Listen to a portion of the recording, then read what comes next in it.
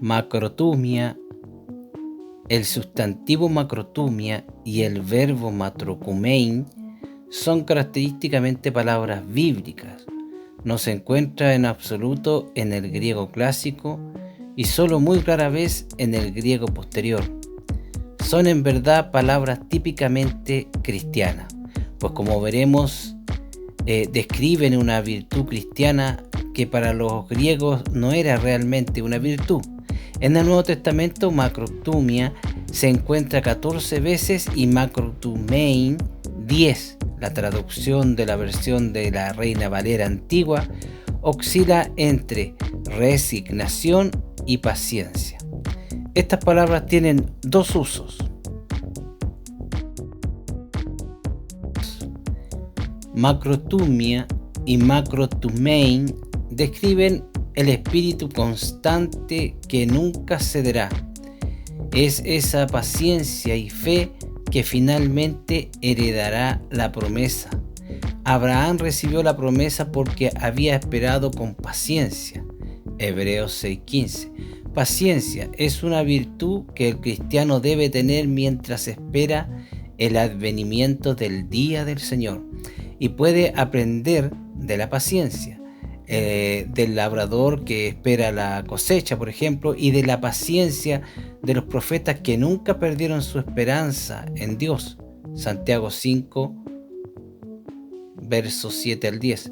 Sobre todo en el libro histórico de los Macabeos 8:4 tiene una forma muy luminosa de utilizar la palabra. En ese pasaje, como Trech apunta, la supremacía romana en todo el mundo es atribuida a la política y a la paciencia de Roma. Y con esto se da a entender la persistencia romana que nunca haría la paz al precio de la derrota. El cristiano debe tener esta macrotumia, que puede soportar, espera y sobrellevar el sufrimiento sin ceder jamás. Describe la actitud que un hombre debe tener para con su prójimo. Este es el uso típicamente neotestamentario de la palabra. Crisóstomo definió macrotumia como el espíritu que podría vengarse si quisiera, pero que finalmente rehúsa hacerlo. Laiphon la explica como el espíritu que nunca taliona. Ahora bien, esto es lo opuesto a la virtud griega. La gran virtud griega era megalopsuchia, que Aristóteles definió como la renuncia a tolerar cualquier insulto o injuria. Para el griego, el hombre grande era el que hacía lo indecible por vengarse. Para un cristiano, el hombre grande es el que aun cuando puede vengarse, rehúsa hacerlo. La paciencia con los hombres es la característica del ministro cristiano.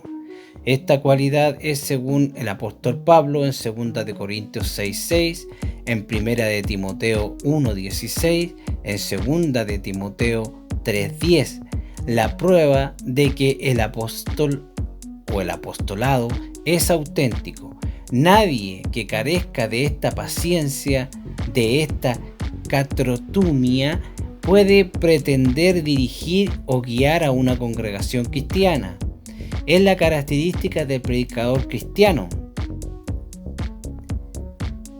Según Tito, capítulo 2, verso 2. Sin ella, el predicador caería en esa clase de pesimismo e irritabilidad que arruinan la predicación. Debe ser la característica de cada cristiano, de cada miembro de la iglesia. Está incluida en los frutos del Espíritu Santo, en Gálatas 5:22. Sin paciencia, los hombres no pueden andar dignamente en su llamamiento cristiano, según Efesios 4:2, Colosenses 3:12. La paciencia debe ser ejercida con los hombres, 1 Tesalonicenses 5:14. Es una de las grandes características del amor, según 1 Corintios 13:4. No puede existir compañerismo cristiano sin macrotumia.